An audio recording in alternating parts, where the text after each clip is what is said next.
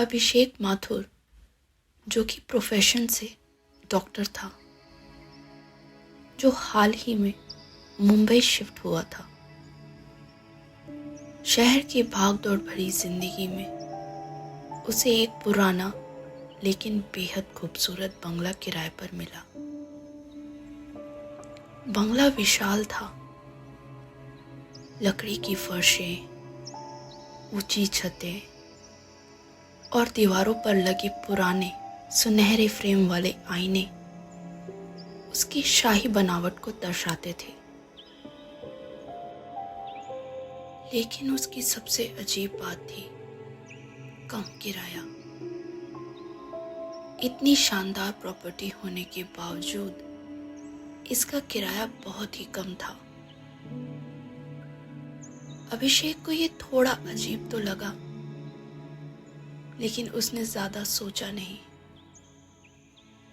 जब उसने मकान मालिक से इस बारे में पूछा तो उसने बस हल्की सी मुस्कान दी और कहा, कुछ घरों की कहानियां किराएदारों के आने के बाद शुरू होती हैं। अभिषेक को लगा कि ये शायद मजाक था, लेकिन जल्द ही उसे एहसास हुआ कि ये मजाक नहीं था। पहली रात जब अभिषेक ने अपने कमरे का सामान जमाया तो उसकी नजर एक बड़े पुराने आईने पर पड़ी। यह कमरा छोड़कर बंगले के लगभग हर कोने में आईने लगे हुए थे। लिविंग रूम, सीढ़ियों के पास, यहाँ तक कि किचन के कोने में भी एक छोटा सा आईना लगा हुआ था। शाम ढलने के साथ ही घर का माहौल थोड़ा सा भारी लगने लगा। हवा में अजीब सा सन्नाटा था, जैसे कोई छुपकर उसे देख रहा हो। अभिषेक अपने बेडरूम में गया और जब उसने आईने में देखा तो उसका अक्स उसे थोड़ी देर तक घूरता रहा। फिर उसका अक्स हल्के से मुस्कुराया, लेकिन असलियत में अभिषेक ने मुस्कुराया ही नहीं था। वह चौंक कर पीछे हटा, फिर दोबारा देखा। इस पर सब कुछ नॉर्मल लग रहा था। शायद थकान की वजह से भ्रम हुआ होगा, उसने खुद को समझाया।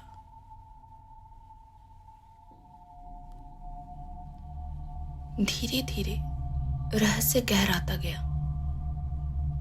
अगले कुछ दिनों में बंगले में अजीब घटनाएं बढ़ने लगी। जब भी अभिषेक आईने के सामने खड़ा होता, उसे ऐसा लगता कि उसका प्रतिबिंब 1 सेकंड की देरी से हिल रहा है। एक रात जब वह बेडरूम में ब्रश कर रहा था तो उसे आईने में एक परछाई तेजी से भागती हुई दिखाई दी। लेकिन जब उसने पीछे पलटकर देखा तो वहां कुछ भी नहीं था। कई बार उसे महसूस होता था कि आईने में कोई और भी है, कोई जो उसे देख रहा है, उसका पीछा कर रहा है। फिर एक रात बिल्ली चली गई थी। पूरे घर में अंधेरा था, लेकिन गलियारे में रखे पुराने आईने से हल्की सी रोशनी निकल रही थी। अभिषेक धीरे धीरे आईने के करीब गया। आईने में उसका अक्स नहीं था, बल्कि वहां कोई और खड़ा था। लंबे काले बाल, गहरी आंखें और अंधेरे में अजीब सी चमकती हुई एक परछाई। अचानक परछाई ने एक झटके में अपना चेहरा उठाया और सीधा अभिषेक की आंखों में देखा और कहा, तुम्हें यहां नहीं आना चाहिए था। एक ठंडी फुसफुसाती हुई आवाज उसके कानों में गूंजी। अगले दिन अभिषेक मकान मालिक से मिलने गया। ये घर इतना सस्ता क्यों है? उसने घबराते हुई आवाज में पूछा। शेखर ने लंबी सांस ली और धीमी आवाज में बताया, इस बंगले का मालिक एक अलग तरह का इंसान था जिसे आईनों से बहुत लगाव था। उसने पूरे घर को आईनों से सजा रखा था। लेकिन फिर एक दिन ये कहते हुए मकान मालिक की आवाज कांप गई। उसने बताया कि वह अपने ही आईने में गायब हो गया। किसी ने उसे फिर कभी नहीं देखा। कुछ लोग कहते हैं कि वह आईने के अंदर कैद हो गया। और अब मकान मालिक ने सीधे अभिषेक की आंखों में देखा और कहा, अब वह किसी और को अपनी जगह लेने के लिए ढूंढ रहा है।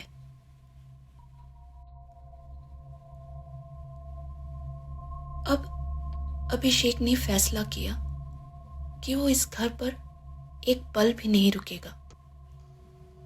उसने जल्दी से अपना बैग पैक किया और बाहर जाने की कोशिश की। लेकिन जैसे ही वह दरवाजे तक पहुंचा, उसे लगा कि पूरा घर हिल रहा है। आईनों में अजीब सी हरकतें दिखने लगी। फिर अचानक उसके बेडरूम का आईना चमक उठा। अभिषेक ने उसमें झांका। उसे अपने ही प्रतिबिंब की झलक दिखाई दी, लेकिन वो मुस्कुरा रहा था। प्रतिबिंब ने कहा, इतनी जल्दी जा रहे हो? उसका प्रतिबिंब आईने से बाहर निकलने लगा और कहा, अब तुम्हारी बारी है। अगले ही पल अभिषेक के पैर जम गए। उसे लगा जैसे कोई अदृश्य शक्ति उसे आईने के अंदर खींच रही है। अभिषेक ने कहा, नहीं। आखिरी चीख के साथ अभिषेक पूरी तरह आईने में समा गया और अब आईने में कोई और खड़ा था जो दिखने में अभिषेक जैसा था, लेकिन उसकी आंखों में एक अजीब सी चमक थी। असली अभिषेक अब वह आईने की दुनिया में था।